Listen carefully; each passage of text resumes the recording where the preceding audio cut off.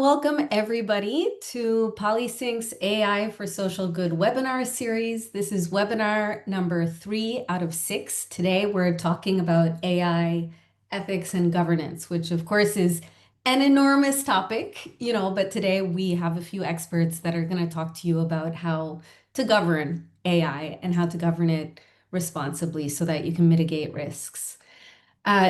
Of course, like all of our webinars, so those of you who have been here before will know this, we have 6 partners who've made this possible, so big shout out to our partners. Today, we're actually featuring 2 of the 6 partners, Caux Initiatives of Change and Globethics, and of course, Microsoft Philanthropies has generously made this possible for all of us. Before diving into the topic itself, there are 3 more webinars to go. So we're only halfway through. Thank you to everybody who's joined us until now. But just a reminder to everybody, we have 3 more webinars with super interesting topics. So please do join. There are some QR codes that you can scan here, but of course you can also join on the PoliSync website. We also have for you a resources page, which, guys, we are updating this live after each webinar with more and more juicy information from all of our speakers. So please do visit the resources page. And for webinar number 4, the registration link is right here. We're going to be talking about international negotiation with AI, and it includes a live demo. So if you guys are interested, please do click there and join with us next week. It will be on Monday. So a little bit of housekeeping. Q&A, please do use the Q&A function at the bottom of your screen. We know that it's only more interesting the more questions you ask, right? So please don't be shy. Enter your questions there. We'll answer them live if we can, but we also have reserved 10 minutes at the end of the session for you guys to hear your questions answered. We also have a demographic poll, so this is entirely voluntary, but really this is helping us get statistics on how diverse our audience is. And of course, we want to make sure this is inclusive. So please do fill out that poll, although it's only voluntary. And of course, if you need closed captions, there's a little function at the bottom of the screen for that. But FYI to everybody where English may not be your first language, all of our webinar recordings available on the PoliSync website do have translated subtitles for multiple languages. So if you miss anything, just go back and click on the recording and it's free to access. So to today's topic, right? AI ethics and governance can cover many, many, many things. But today, of course, we're very conscious that we have mostly a nonprofit audience, people at least focused on social impact. So today we're going to be talking about, okay, the fact that AI gives us huge opportunities. There are more and more AI tools available that augment everybody's capacities in different ways, but ethical concerns are being raised all the time. So how do you use AI responsibly, and how do you make sure that within your organization, you're sort of governing the use of AI responsibly? So we're going to start with a global overview coming from Asheesh, who's one of our panelists, and then we'll be sort of zooming in to the organizational level on how do you treat AI within your organization. And we also have an expert here to answer that question for you. So to formally present myself and all of the speakers, I'm probably not new. You've seen me before. I'm your moderator. I am the tech strategist at PoliSync. We have Paola Galvez Callirgos, who is an AI ethics non-resident fellow at Globethics. So as you can guess by the name, Globethics, of course, looks a lot at the ethical issues around AI. And she's going to be answering the question that I'm sure is on many people's minds, which is how do I implement this within my organization? What do policies look like, that I can actually apply within my organization around AI?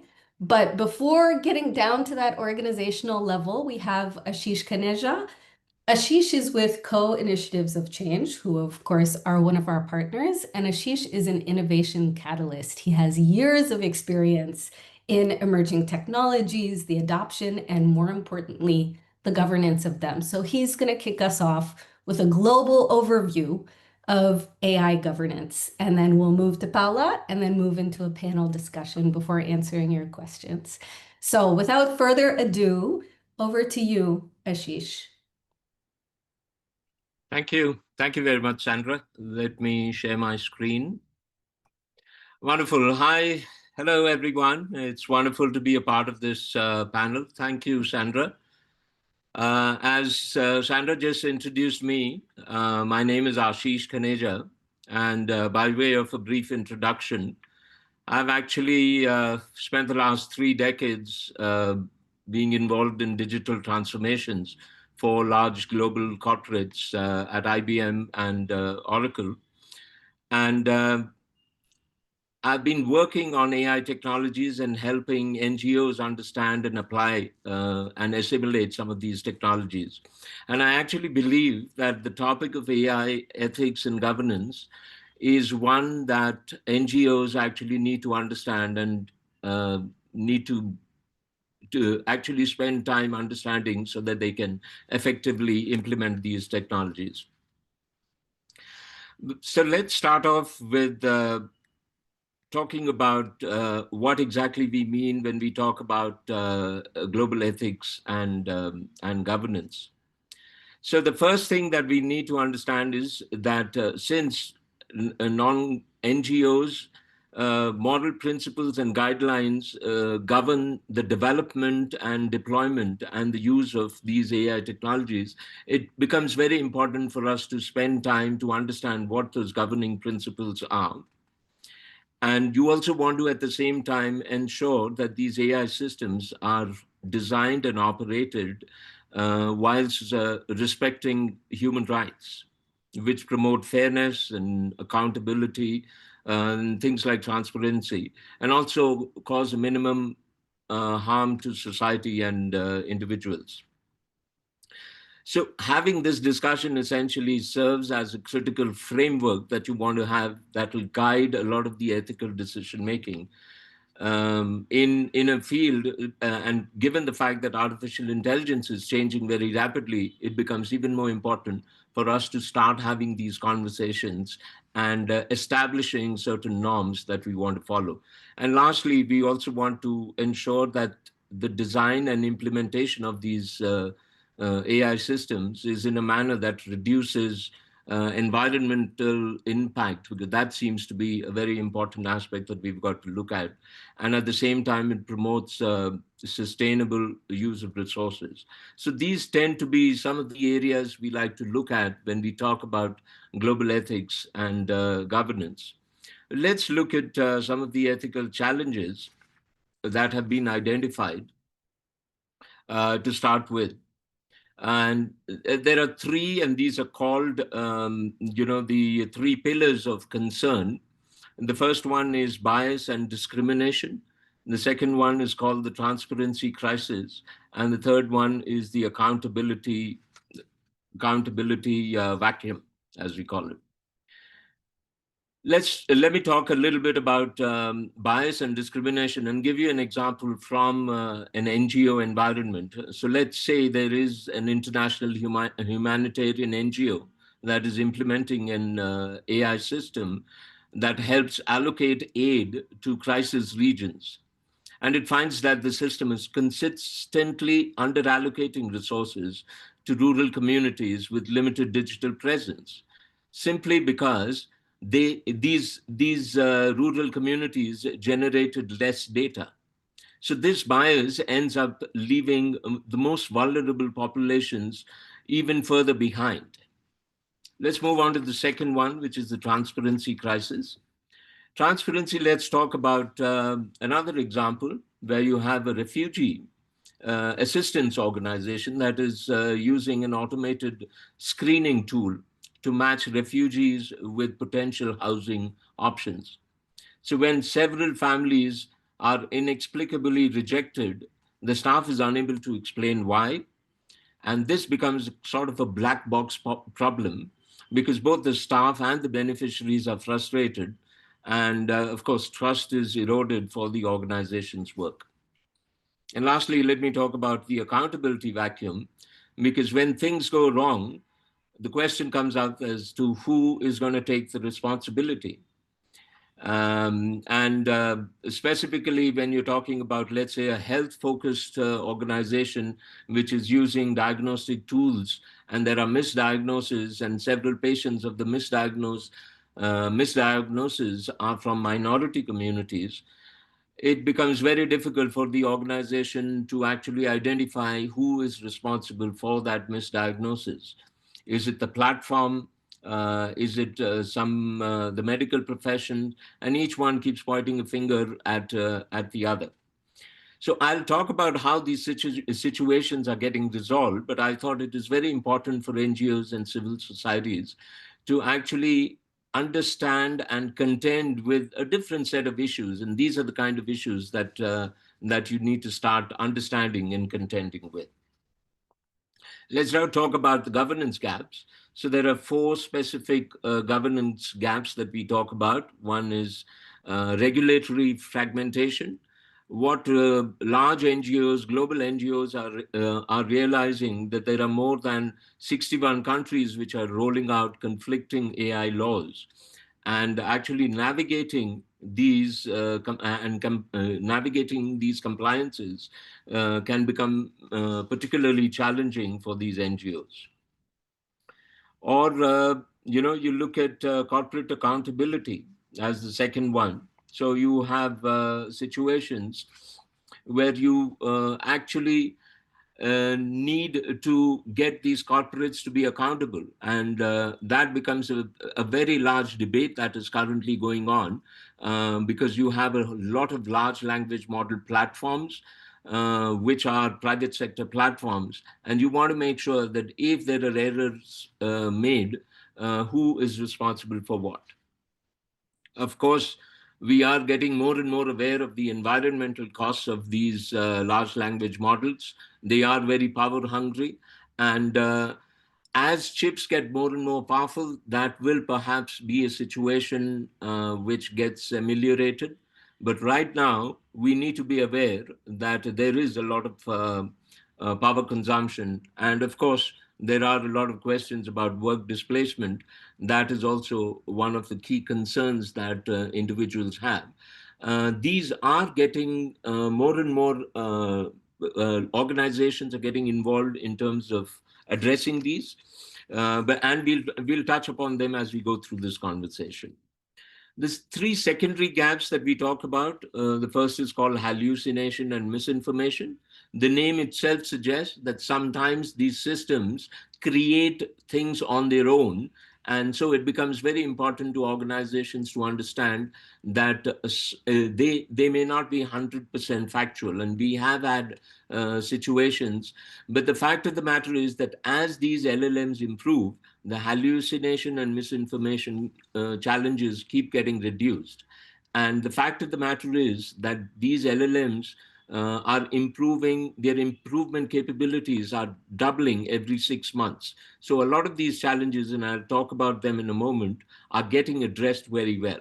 The second, of course, is data privacy, especially with vulnerable populations. And we did talk about the environmental impact a little earlier. Let me touch upon the aspect of the progress that has been made so far. So like I was saying, a lot of these language models, there were some biases. Those biases were acknowledged by these large language models, and what they have been able to resolve and show great progress on. So for example, right from the 2019 models to the 24 models, gender bias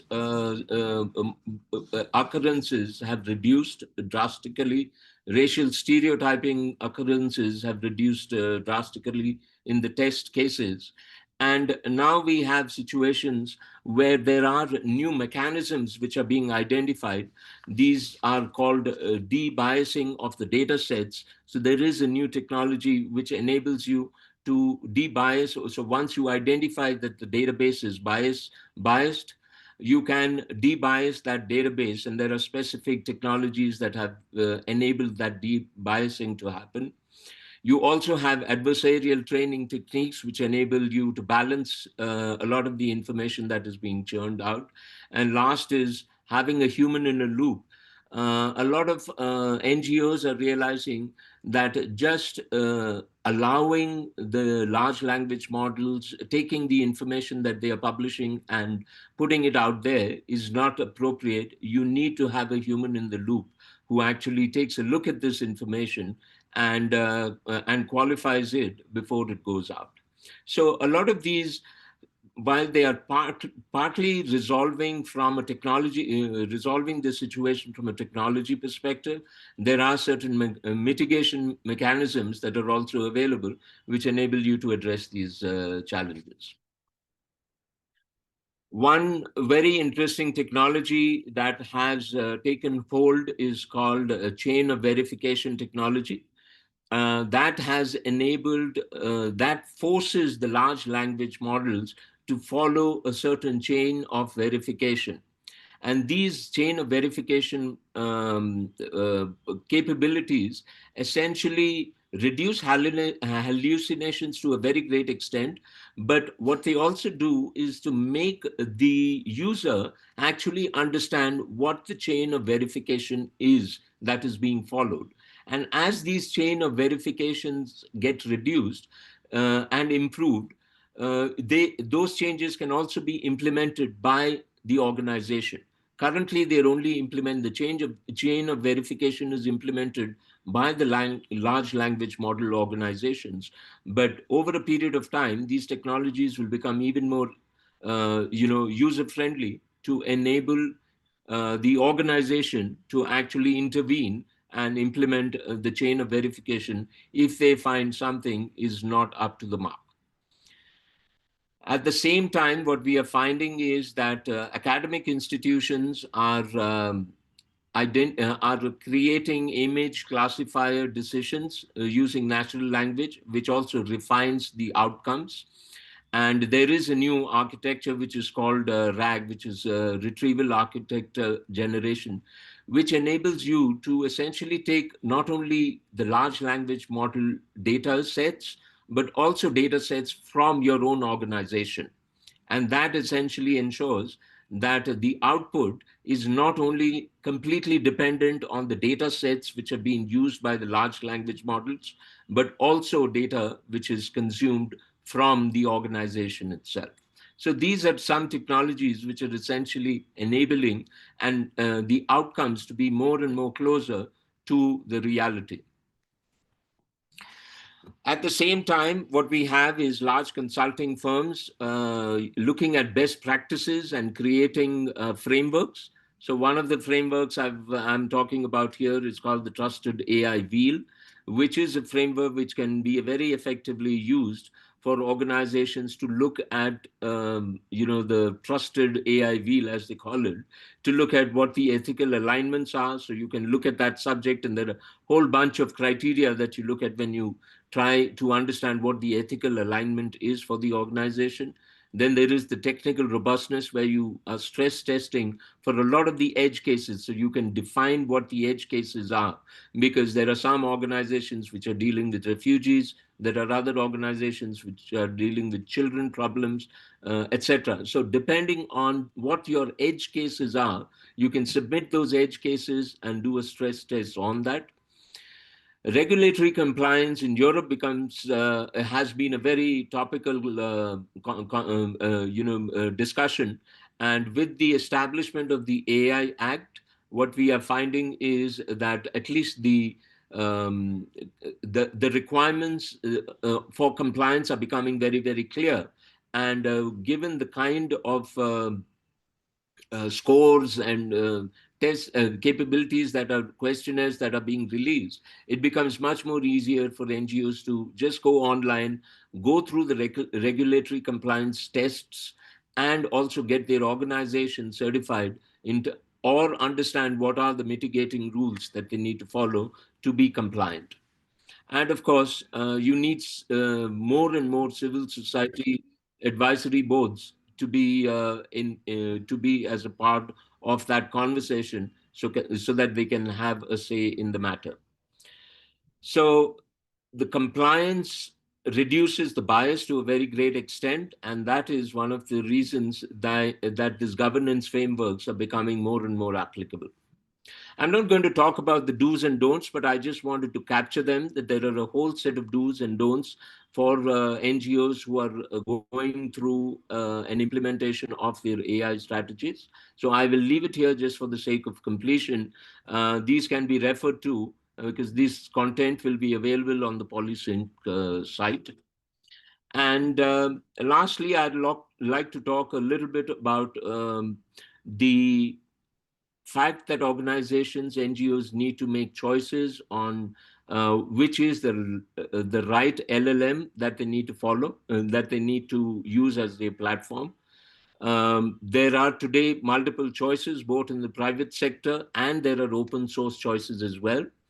For obvious reasons, the open source choices like Mistral and Falcon tend to be very less expensive than the commercial alternatives.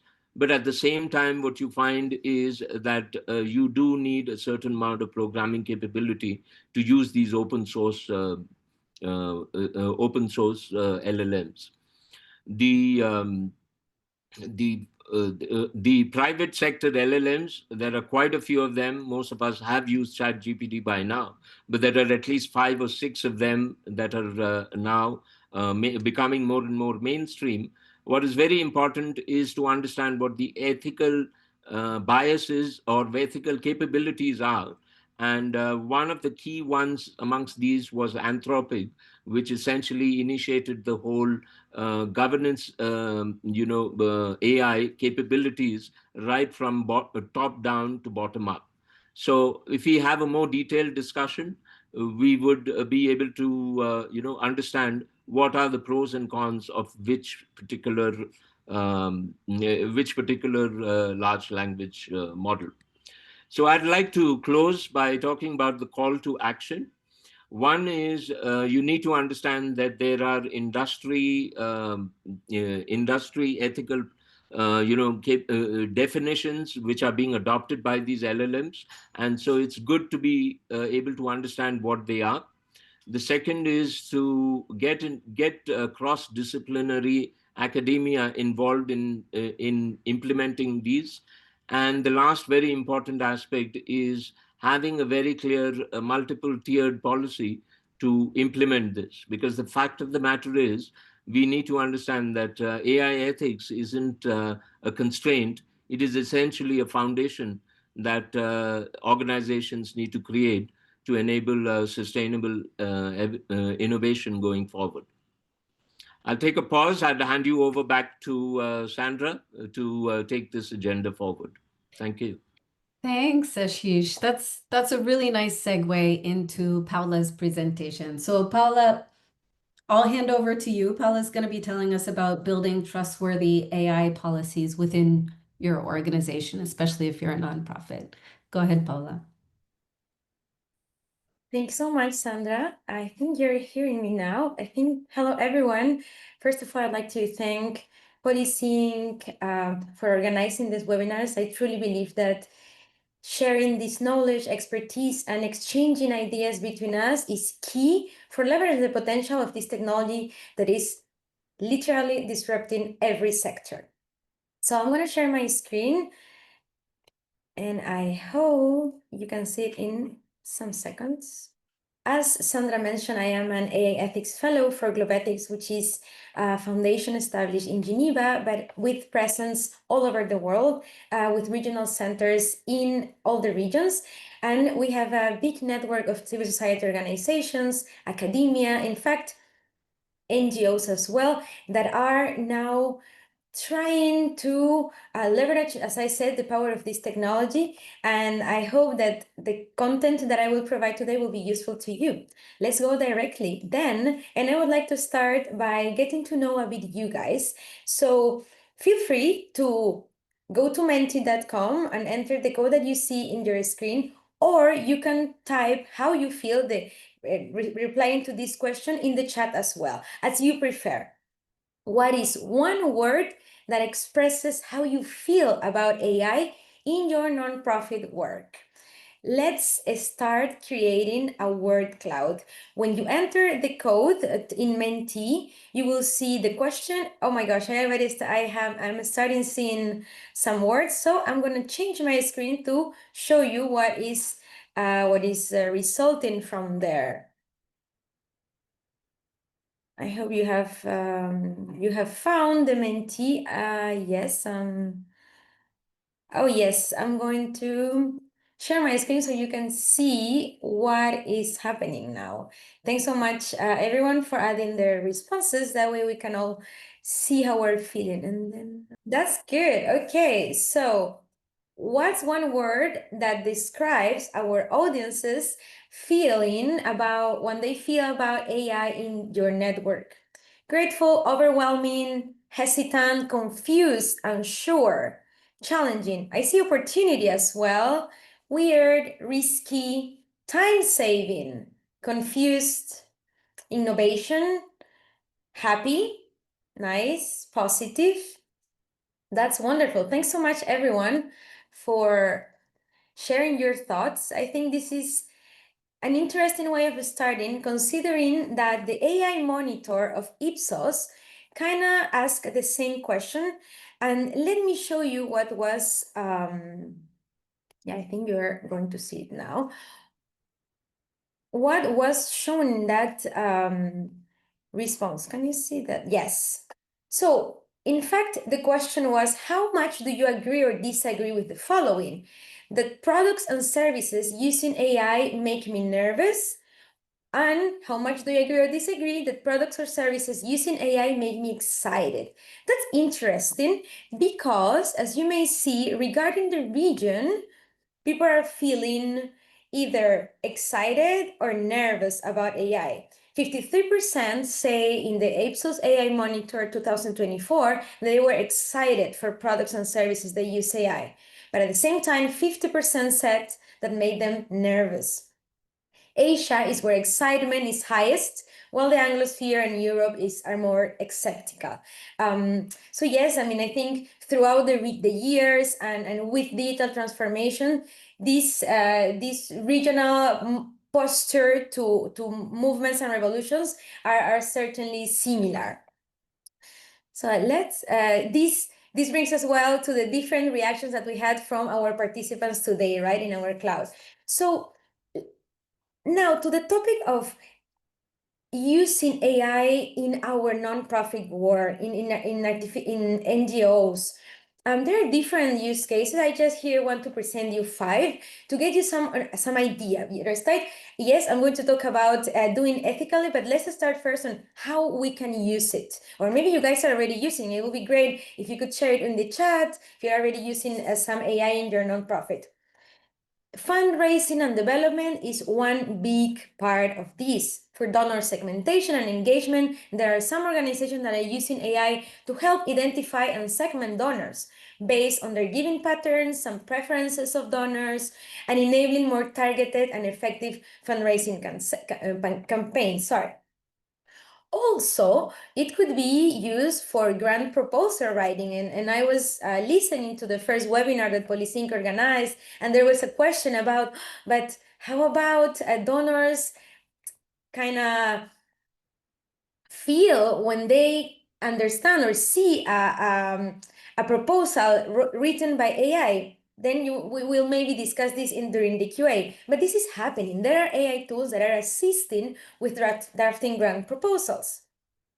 When you see the box of improved community care, that's the way I like to present it, because in fact AI can help personalize communication. And in this in particular box, I want to talk about how when we connect in a more personalized way with our community, it makes a more closer relation. And sometimes AI could do it. In terms of content creation, it can be either to personalize communication materials, social media, or even as well some marketing campaigns. These are some cases. And one other case that is interesting is about the CRM, or customer relationship management, and there are already CRMs that are including AI to enhancing donor management and engagement.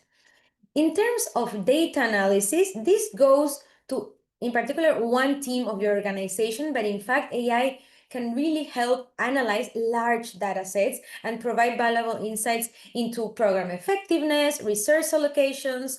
AI can maybe predict donor propensity, helping nonprofits understand which donors will be more likely to give and when.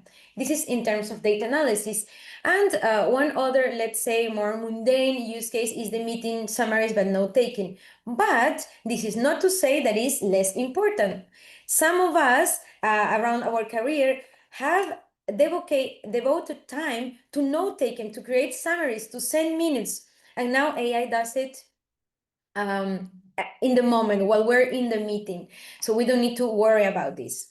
In fact, these are some use cases, but as Asheesh duly mentioned it before, there are ethical dilemmas. And I will not be repetitive because he already explained it, but also here is a set of boxes where you face ethical dilemmas when you are deploying artificial intelligence in your organization, and we must be aware of it.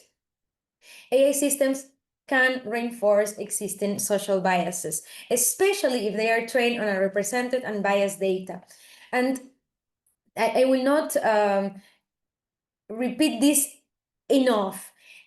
The better the data, the better your AI system would be. So in that sense, if you are considering deploying any AI system in your organization, the first step is to go and see what is the data that you have. If it's up to date, quality, representative enough, with the quantity enough, etc. Privacy and data protection, of course, is one of the biggest concerns, because data is the oxygen of AI. That's how it works. So we could really expose data if our AI system does not have the guardrails that are needed, or that, of course, are complying with the regulation in the country that you are. Exclusion and digital divide, yes, AI tools may unintentionally exclude groups with limited digital access, literacy, reinforcing these inequalities. In terms of transparency and explainability, we know it, as she's mentioned it already, it's true, AI is the black box. But it makes it hard to explain the decisions to stakeholders, and we need to understand that nonprofits work in a trusted-based relationship with their communities. So we cannot undermine the trust and accountability that we have with them. So when we apply AI in our systems, we must make sure that transparency and explainability is a principle that is well taken care. And accountability gaps, of course, because if an AI system causes harm or makes a flawed decision, unfortunately, it isn't still unclear who is responsible. But this is not to say, and I don't want to fall into the mistake of losing into this. AI is just a system, a technological system, as any other that we were using. So the organization that deploy it, then it will have to decide whether the vendor or the importer, or all the actors that are in the AI supply chain is the responsible. But we cannot think that AI itself could be responsible, because that is a technology. We need to go, we cannot fall into anthropomorphization of a technology. And just to mention, this is from Bloomberg News, how can AI really amplify the stereotypes? In the image that you're watching is just a screenshot from a Bloomberg Scoop, as they are showing how an AI system would create or generate images from different careers, let's say, but it changes depending on what the career is. As you can see, a CEO is male, whereas a social worker is female, for instance. And this is only amplifying these stereotypes. Going once again to the Ipsos AI Monitor, this was an interesting result, because humans are viewed as more likely to discriminate than AI, according to this. When they asked Gen Z, millennials, or Gen X or baby boomers, because the results, even though the numbers could be different, we can see that more people agree with the affirmation, I trust AI to not discriminate or show bias towards any group of people, whereas less people said, I trust people not to discriminate or show bias towards any group of people. Here, just want to make a point to you, because someone told me once, society is biased, Paola. Why don't you want AI to be biased? And in fact, it's true, because as I said, AI is made out of data and our society is biased. But artificial intelligence now, with generative AI and LLMs, it is at hand of millions of people. And it means that all inequalities and disparities that we have, now it is widening. It's broadening the inequalities. Now it's a reach to millions of people that before were not. So that's why we need to be extra careful with artificial intelligence. That's why we have, and now going to the topic itself, the UNESCO AI principles were set in the recommendation on the ethics of AI that in fact is the most comprehensive framework at the moment, because it was adhered by 194 member states in 2021. And at the moment, UNESCO is working to help governments implement this recommendation. I myself work with UNESCO to help governments implement this and go from the recommendation or declaration, let's say, to action, to literally implement. And that's, in this case, what I would say, you guys could use these principles as a base for your policies. Proportionality and do no harm. AI systems should be designed and deployed in ways that do not cause harm and that are proportionate to the intended objectives. This means you will not ask for sensitive data if your AI will serve, for instance, only to write minutes of meetings. You see the proportionality? You don't need the sensitive data if it's only for write a minute or transcribing, translating, etc. Safety and security should be secure and controllable throughout their life cycle. Fairness and non-discrimination, of course, going to be inclusive, avoiding bias, sustainability, privacy, human oversight and determination, transparency, sustainability, responsibility and accountability, and well, last but not least, multi-stakeholder and adaptive governance. Now going to the AI organizational governance, I'm trying to give you 5 points. And from these, we can then go deeper in the Q&A. But first of all, I'd like to invite you to get familiar with artificial intelligence.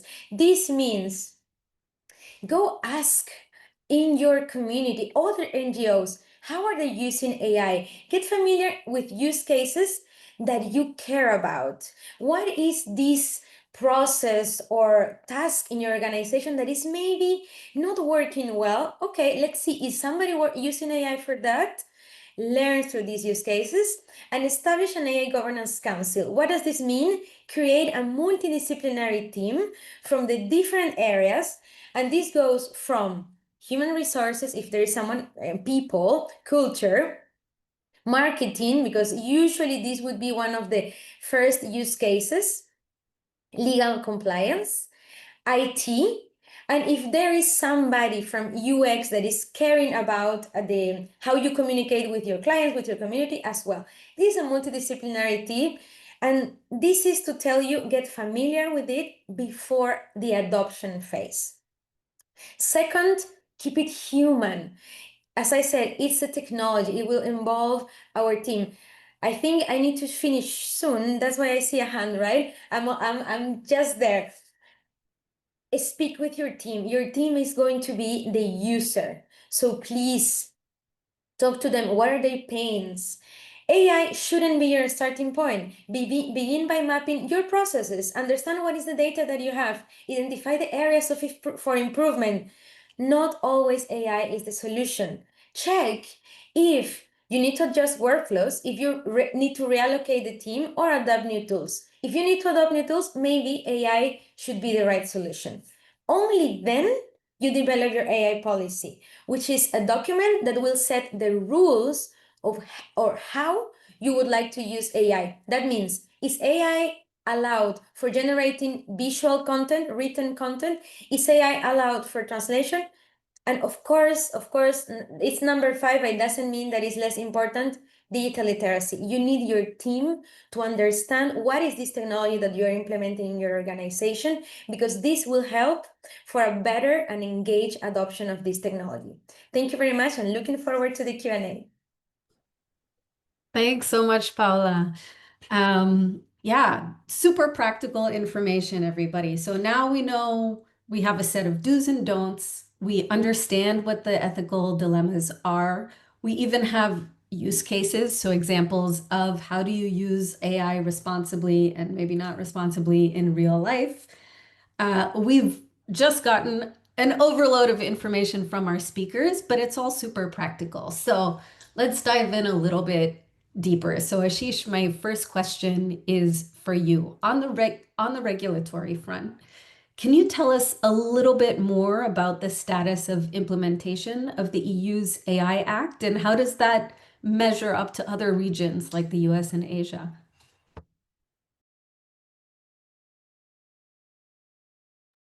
Oh, I can't hear you.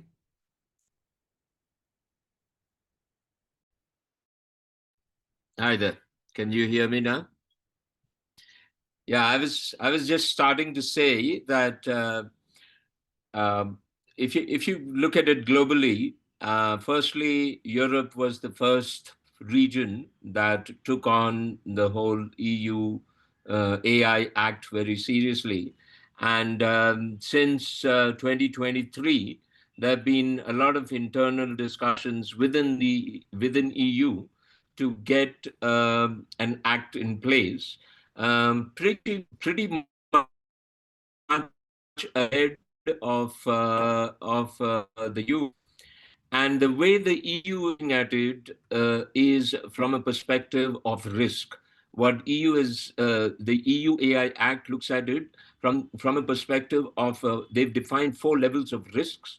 And based on each of those levels of risks being highly defined, the intention is to ask each organization to identify which risk level they fit into. And based on the level of risk they fit into, there are a whole set of actions that that organization needs to look at when they go ahead and implement, an AI platform. This is very different, actually, from the way America is looking at it.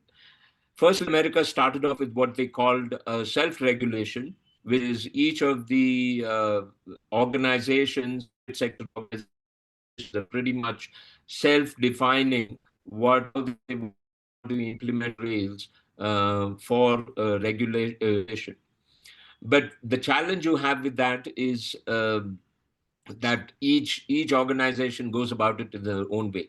So in a sense, Europe has defined it in a way that enables organization to firstly understand what the regulatory requirements are, secondly go ahead and see where they fit in terms of the risk profile, and thirdly actually go through a curriculum that enables them to understand how they can actually implement it without contravening any of the acts that are required. And probably the last point I want to make is that there has been a very recent European and US collaboration. So they have agreed upon an act which is actually called the EU-US Joint AI Risk Framework. And that framework is essentially going to be a hallmark framework which has been signed between EU and the US, which essentially enables interoperability between these multiple organizations and agencies, and brings about some kind of a sanity of what has been agreed upon. Because end of the day, you do need some kind of a regulatory consensus coming up between the private sector and the government or the EU. So a lot of work has already happened. There is now a lot of agreement which is falling into place. But from a NGO's perspective, I think especially an NGO which is based out of Europe, I think it is a lot more easier because the EU Act lays it out very plainly and easily. And you can go through a bunch of exercises that enable you to understand where exactly you stand. Thanks, Asheesh. That's super interesting. It also makes me think about a few things. So, for example, the fact that historically with technology, when the EU and the US release these types of regulatory guidance, or frameworks, it also acts as a resource to a lot of countries in emerging economies to understand, okay, where has the bar been set, regulatory wise. So that's interesting. But then I'm also sort of thinking about culture and mentality and Paola, what you showed in terms of like the grouping of regions of who's nervous and like who's excited about this technology. And it makes me think about how does that affect the regulation? Thinking about things like risk-based approaches that we see with the FATF that don't necessarily resonate with the flexibility that people in emerging economies need sometimes, in order to access this technology. So Paola, I'm really curious for you to tell us a little bit more about cultural relevance. So, how do nonprofits using AI tools in their work ensure that those tools are culturally adapted and culturally relevant? I mean, it's no secret to us all that those tools are usually being developed in the global north, but the need and the augmentation of capacity of these tools, the potential is highest in emerging markets in the global south. So tell us a bit more. How can we adapt and make sure this is relevant for our communities? Thank you, Sandra. Indeed, this is, we could stay here talking about hours, and I'm glad that also the participants are engaged with their questions and doubts. This is a key topic because we've seen, and just to pick up on what would you say before, how people react, it definitely impacts regulation. And I'm speaking I'm a lawyer, so I analyze this. Japan, for instance, they are doing very well. They are leading the G7 Hiroshima AI process, and they don't have any hard law at the moment on artificial intelligence. And I understand we may not have lawyers here. So when I say hard law, it means regulation, enacted law. There are guidelines, but the government is working very closely with technology companies and big adopters of artificial intelligence so that they do it in a responsible and ethical way, following these principles. Same, I could say, of Singapore. For instance, they are doing great, and actually innovation is growing. But they are following a different approach, right? I was also fortunate enough to review one of the strategies that MEITI in India launched earlier this year. I think it was just a draft, so we still need to see how India is going to develop this. But they are hosting the AI Action Summit next year in India, so looking forward to that. And to culturally relevant, let's think about different perspective, because it is also regarding our language, how rich our countries are. I'm Peruvian. In Peru, we don't only speak Spanish, but there's also Quechua. I was seeing in Asheesh's presentation, Switzerland has four languages, right? So how do we make sure that when we adopt artificial intelligence, that is mainly trained with information and data in English, it will be culturally relevant. It helps to say, Sandra, that when we adopt licenses that are for enterprise or even non-profits, but organizations, let's not say the individual one, because the individual user is the, what can I say, the most vulnerable. You all guys need to know that if you're using AI, I need to name it, ChatGPT is the most known among everybody. They train their model by default with the prompts that you use, with the data that you're sharing. Of course, you can change that in your setup, but not many people know it. Whereas there is in a company organization license of the system, you could adapt the privacy parameters of the license of what you require. And what the big tech companies are saying is that the data that you're using is your data. It doesn't go to the big tech. We need to make sure. And for instance, how do we really confirm this? If you're not all lawyers, let's ask about if they are complying with ISO certifications, IEEE that Asheesh mentioned, right? These international standards can help us make sure a bit if at least they are complying with security, safety, and non-discriminatory measures.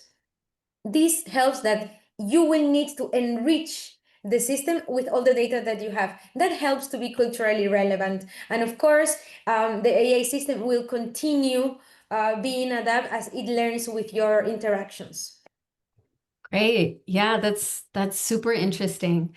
We're getting super close to time, but before addressing a really key question from the audience that I'll bring in, promptly, I think it's relevant for us to answer broader questions around AI maturity. So I've heard this term, AI maturity, sort of like thrown around. And I'm curious, just like a quick take from both of you to define for our audience, what is AI maturity exactly? And can organizations assess their own AI maturity? Maybe, Asheesh, let's start with you. Just a quick take, please. Sure. So firstly, yeah, I'll make some 3 or 4 very quick points. The first point is that all these large language models have become, firstly, these organizations are identifying what the challenges are. They have been able to double down on those challenges with technology, and the improvements are very rapid. Every 6 months, the capabilities of these large language models has doubled. So if you look at the last 3 years, the kind of challenges, the hallucinations, the biases that you had versus where these systems sit now. The second, I talked very briefly about the RAG, retrieval augmented technology. That makes a very big difference because it gives control to the organization to be able to manage the biases.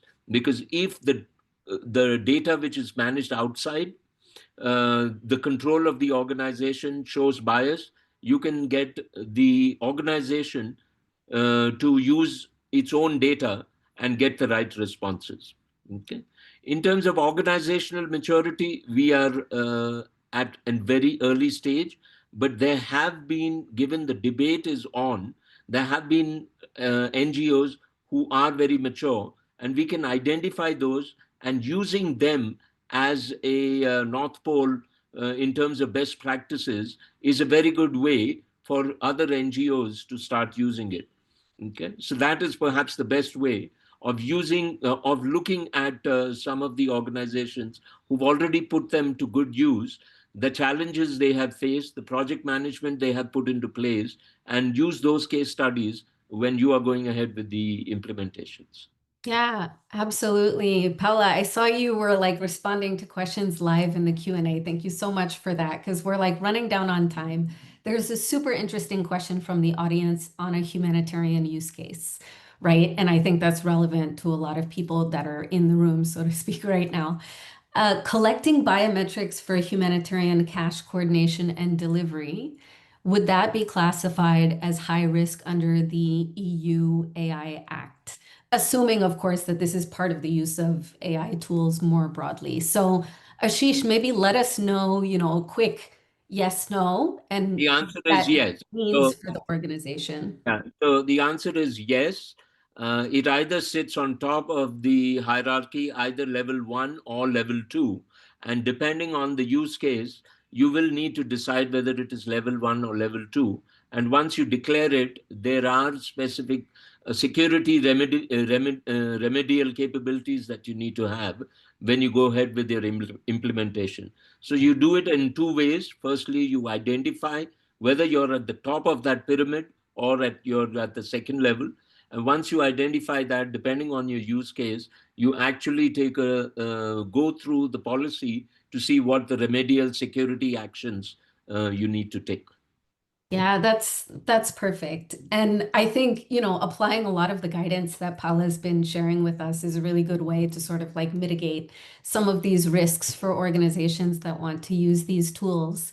But, Paula, this for me raises a question around smaller local organizations. There's like this huge opportunity to sort of automate complex processes with AI at lower cost, which you showed us in your presentation, but of course, there are questions like this one about humanitarian cash programs that aren't always so self-evident or easy to answer. So, how can like small local nonprofits and organizations that have limited resources and capacity ensure that they're using AI tools ethically, but also, to boost their own capacities and amplify the impact of their work?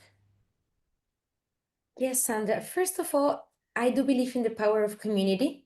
So NGOs, they usually work in broader coalitions.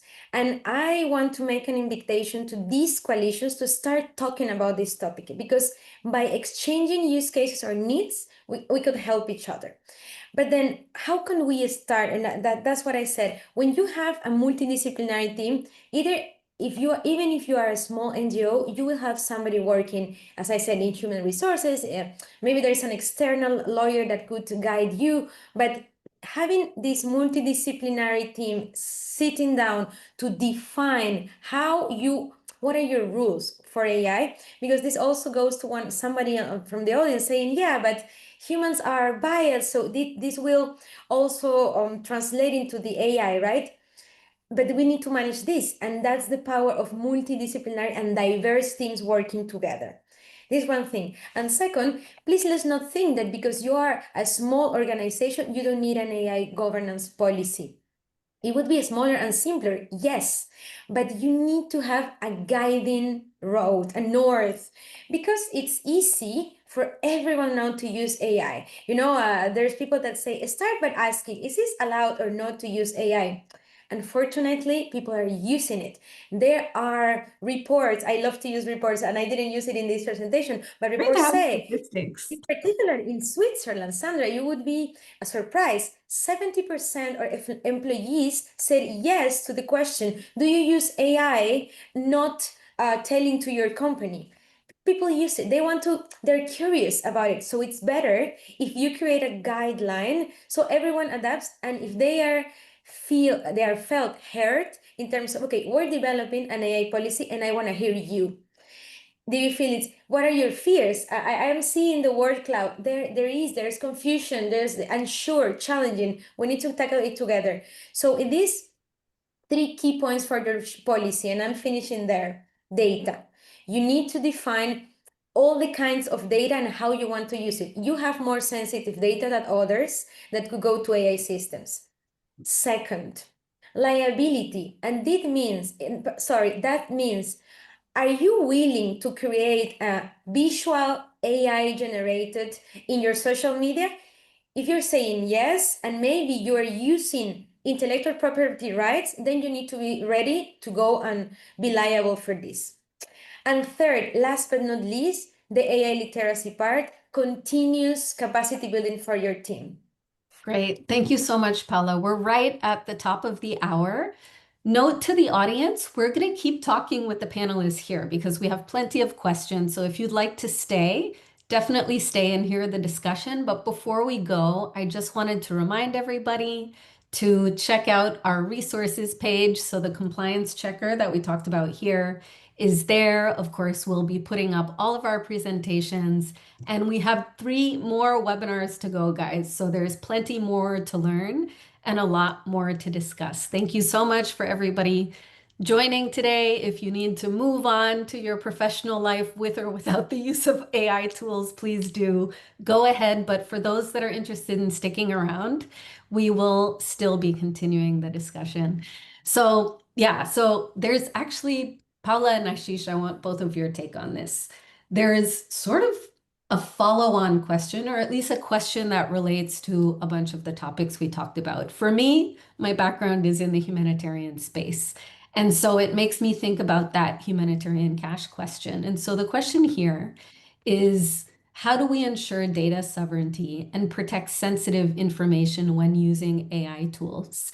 The reason that this resonates for me in this link to humanitarian is because there is a debate out there around the way humanitarian organizations treat the data privacy of the beneficiaries in their programs. And the more these advanced tools come out, the more we're asking questions. And honestly, the more communities are challenging organizations around the level of visibility, and access to information they have to their personal and sensitive data. So what do you guys think? How do we ensure data sovereignty and protect sensitive information when we're using these tools? Asheesh, maybe we start with you, and then Paola, you can jump in. Sure. So the first thing is the act itself. A lot of the acts are being defined with the intention of defining geographical rules and regulations. Okay, so we are starting with the act. So at one level, the act ensures that there is a certain level of very clear guidelines on what needs to happen with what kind of data. So there is sensitive data, there is refugee data, there is data which is public domain information, etc. So firstly, it is the act itself which defines it. At the next level, you have data which is referential to a country. So there is specific capabilities that countries are now, demographically making sure that the data is available only within the databases of their country and not available to the larger LLM models. Okay. And the third is at an organizational level. So it's important when organizations especially talk about sensitive data. Now, one is when you declassify the data and make it, metadata, as it were, just to enable an analysis, a non-biased analysis to be done. That is different from you take away the sensitivity from the data to make it available in the public domain. But if you need to do analysis on or a sensitivity analysis on your data, then that data is either resident within the country, within the confines of the country, or it is within the confines of the specific NGO where that analysis is done on its own specific servers.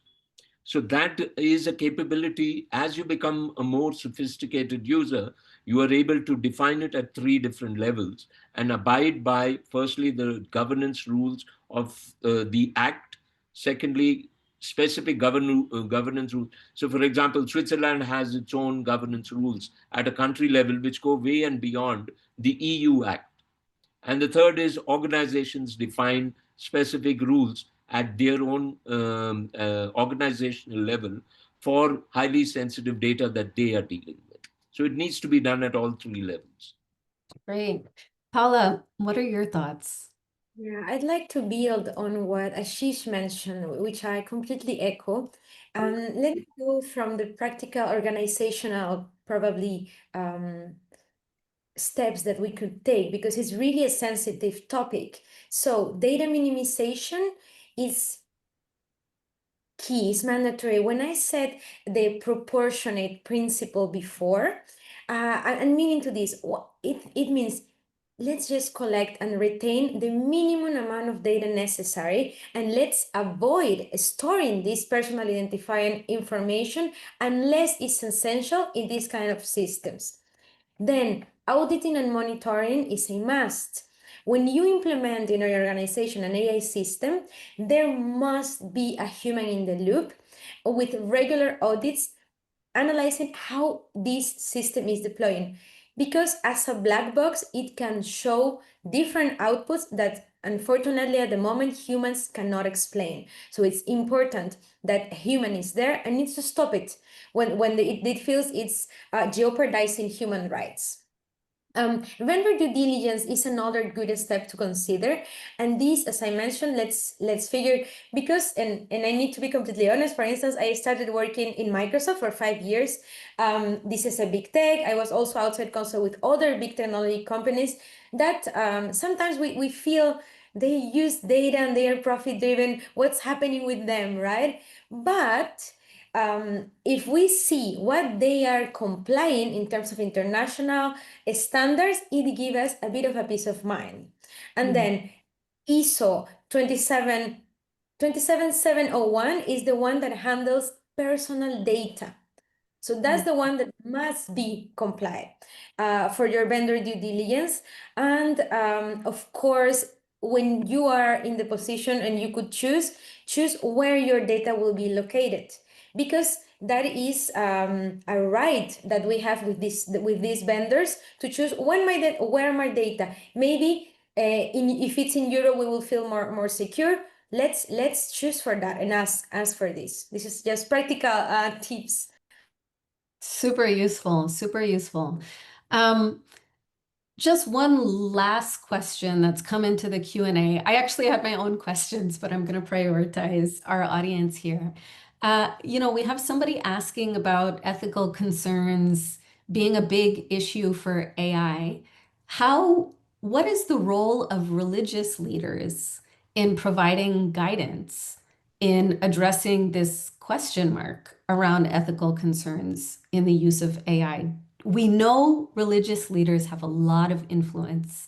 And when we talk about culture and community, religion is often part of that. So, what guidance maybe Paola, will start with you on this one because you're so like people focused. What's some guidance that we could provide this audience member? That's a very thoughtful question. I appreciate it because sometimes we don't think about this, and unfortunately, I don't have much more information. So my example is going to be from the Catholic one, for instance, the Pope that recently passed away. We didn't know how Pope Francis or Francisco, I don't know how is that in English. Maybe I'm changing his name. Pope Francisco was really working on how to tackle the challenges of artificial intelligence. We only knew after he passed away, for instance. Or I could say I'm a normal human being that I was not aware of what was happening in Rome, for instance. And there is a big influence.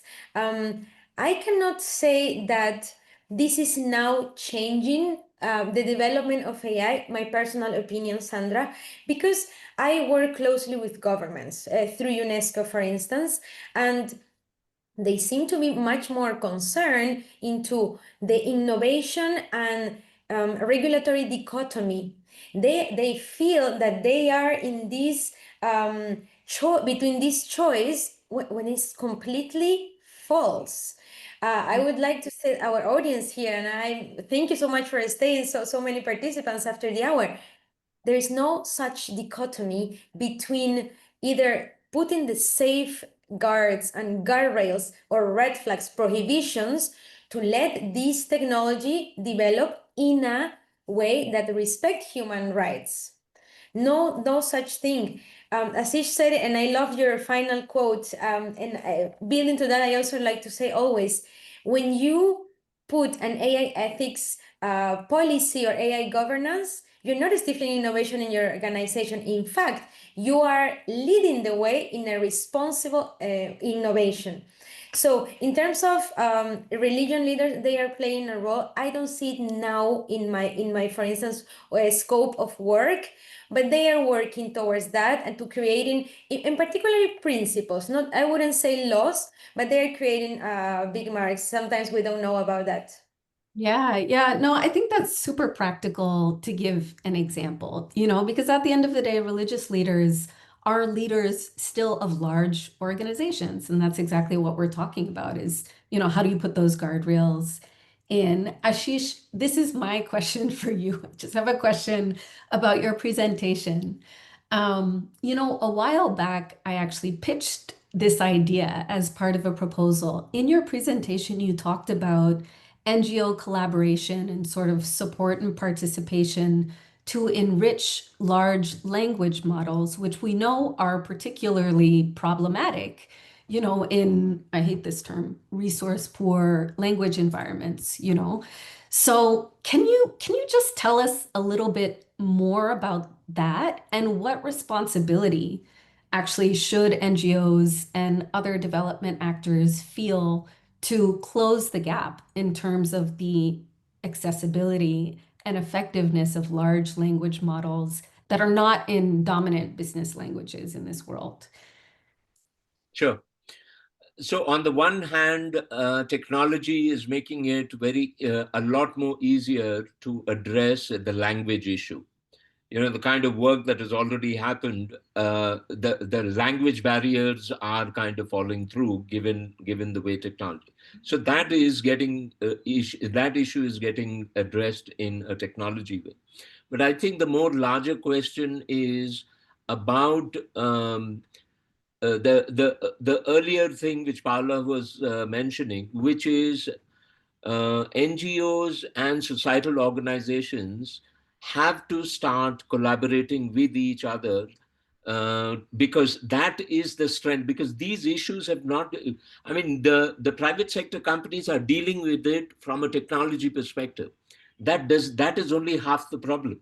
A lot of these issues will get technology enabled over a period of time. But the philosophical aspects, the language aspects, the cultural aspects are things which can only be addressed by communities becoming more active, societal organizations and NGOs becoming more active, and those conversations happening as to how you can assimilate these technologies at a community level. So I think there is a very important role that these organizations are going to face going forward.